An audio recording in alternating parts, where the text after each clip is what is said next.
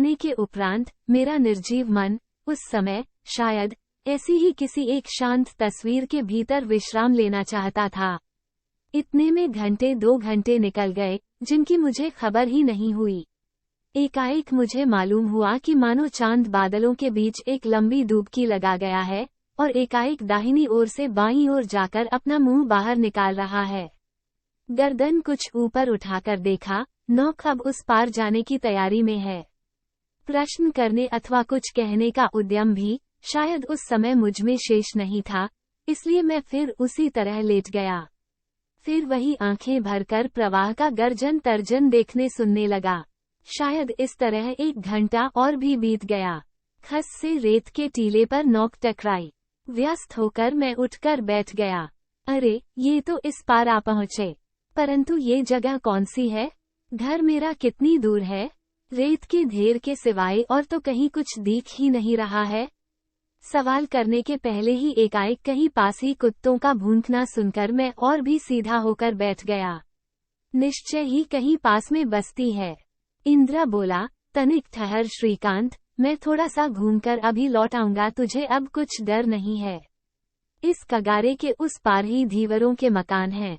साहस की इतनी परीक्षाएं पास करने के उपरांत अंत में यहाँ आकर फेल हो जाने की मेरी बिल्कुल इच्छा नहीं थी, और खास करके मनुष्य की इस किशोर अवस्था में, जिसके समान महाविस्मयकारी वस्तु संसार में शायद और कोई नहीं है। एक तो वैसे ही मनुष्य की मानसिक गतिविधि बहुत ही दुर्जेय होती है, और फिर किशोर किशोरी के मन का भाव तो, मैं समझता हूँ, बिल्कुल ही अज्ञेय है। इसीलिए शायद श्री वृंदावन के उन किशोर किशोरी की किशोर लीला चिरकाल से ऐसे रहस्य से आच्छादित चली आती है।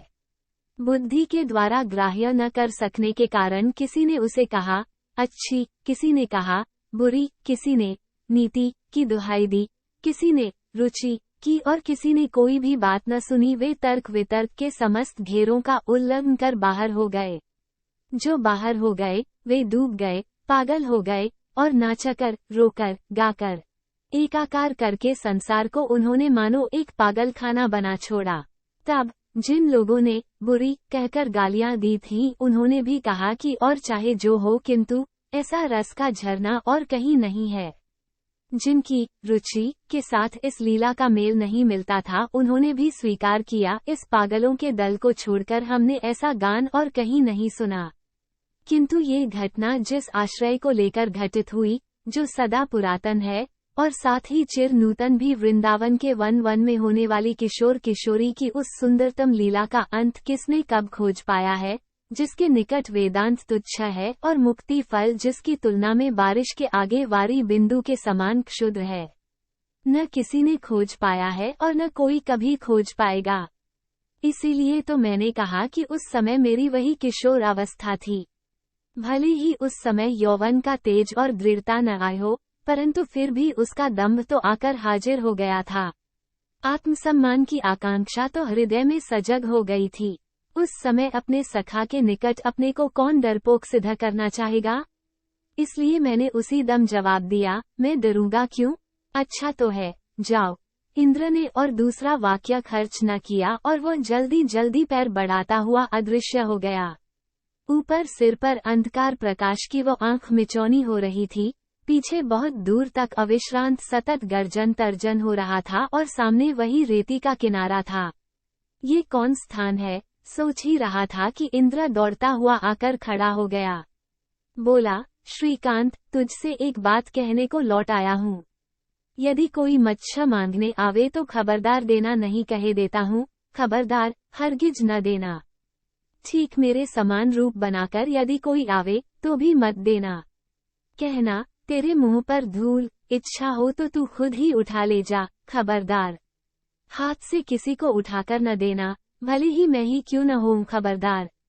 क्यों भाई, लौटने पर बताऊंगा, किंतु खबरदार। ये कहते कहते वो जैसे आया था वैसे ही दौड़ता हुआ चला गया। इस दफे नक से शिख तक मेरे सब रोंगटे खड़े हो गए। खमय कटता नहीं था, मानो इंद्र ने जाने कितने युग हुए चला गया है और लौट नहीं रहा है। ऐसा मालूम हुआ मानो किसी मनुष्य की आवाज सुनी हो। जनेऊ को अंगूठे में सैकड़ों बार लपेटकर मुख नीचा करके कान खड़े करके सुनने लगा। गले की आवाज क्रमशः अधिक साफ होने लगी। अच्छी तरह मालूम पड़ने लगा कि 2-3 आदमी बातचीत करते हुए इसी तरह आ रहे हैं। उनमें से एक तो इंद्र है और बाकी 2 हिंदुस्तानी।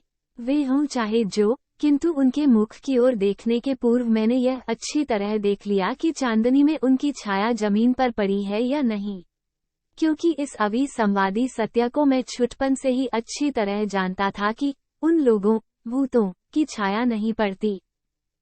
ये तो छाया है, उतनी ही साफ, फिर भी छाया है। संसार में उस दिन किसी भी आदमी ने और किसी वस्तु को देखकर क्या मेरे जैसी तृप्ति पाई होगी? पाई हो या न पाई हो, परंतु ये बात तो मैं बाजी लगाकर कह सकता हूँ कि दृष्टि का चरम आनंद जिसे कहते हैं, वह यही था। जो लोग आए उन्होंने असाधारण तेजी से उन बड़े बड़े मच्छों को नाव में से उठाकर एक जाल जैसे वस्त्र के टुकड़े में बांध लिया, और उसके बदले में उन्होंने इंद्र की मुट्ठी में जो कुछ थमा दिया उसने खन से एक मृदु मधुर शब्द करके अपना परिचय भी मेरे आगे पूर्णतः गुप्त न रहने दिया। इंद्र ने नाव खोल दी, परंतु बहाव में नहीं छोड़ी। धार के पास पास, प्रवाह के प्रतिकूल, लग्गी से ठेलते हुए वह धीरे धीरे अग्रसर होने लगा।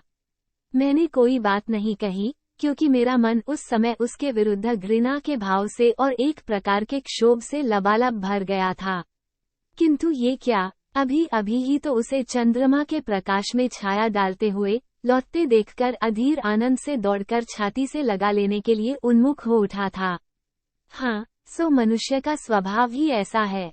तनिक सा दोष देखते ही, कुछ क्षण पूर्व की सभी बातें भूलते उसे कितनी सी देर लगती है। राम राम राम, उसने इस तरह रुपये प्राप्त किए। अब तक मछली चुराने का यह व्यापार मेरे मन में बहुत स्पष्ट तौर से चोरी के रूप में शायद स्थान न पा सका था, क्योंकि लड़कपन से ही रुपये पैसों की चोरी ही मानो वास्तविक चोरी है और सब अनीति भले ही हो किंतु न जाने क्यों ठीक ठीक चोरी नहीं है, इस तरह की अद्भुत धारणा प्रायः सभी लड़कों की होती है। मेरी भी यही धारणा थी। ऐसा न होता तो इस खन शब्द के कान में जाते ही इतने समय का इतना वीरत्व, इतना पौरुष, सब कुछ क्षण भर में इस प्रकार शुष्क तृण के समान न झड़ जाता। यदि उन मच्छों को गंगा में फेंक दिया जाता अथवा और कुछ किया जाता, केवल रुपयों के साथ उनका संसर्ग घटित न होता, फिर भी हमारी उस मत्स्य संग्रह यात्रा को कोई चोरी कहकर पुकारता, तो शायद गुस्से में आकर मैं उसका सिर फोड़ देता और समझता कि उसने वास्तव में जो सजा मिलनी चाहिए वही पाई है। किंतु राम राम, यह क्या, ये काम तो जेलखाने के कैदी किया करते हैं। इंद्र ने बात शुरू की। पूछा, तुझे दूसरा भी डर न लगा क्यों रे श्रीकांत? मैंने संक्षेप में जवाब दिया, नहीं।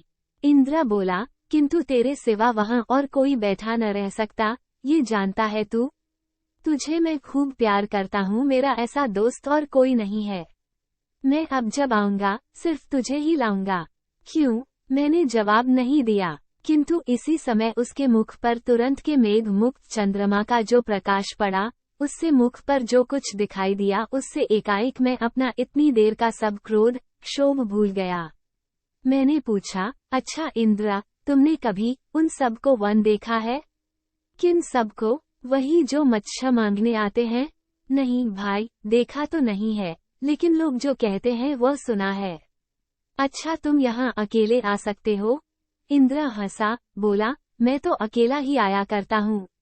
डर नहीं लगता? नहीं, राम का नाम लेता हूँ, फिर वे किसी तरह नहीं आ सकते। कुछ देर रुककर फिर कहना शुरू किया, राम नाम क्या कोई साधारण चीज है रे?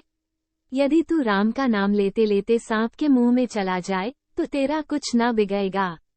देखेगा कि मारे डर के सभी रास्ता छोड़कर भागने लगे हैं। किंतु डरने से काम नहीं चलता, तब तो वे जान जाते हैं कि ये सिर्फ चालाकी कर रहा है। वे सब अंतर्यामी जो हैं। रेती का किनारा खत्म होते ही कंकड़ों का किनारा शुरू हो गया।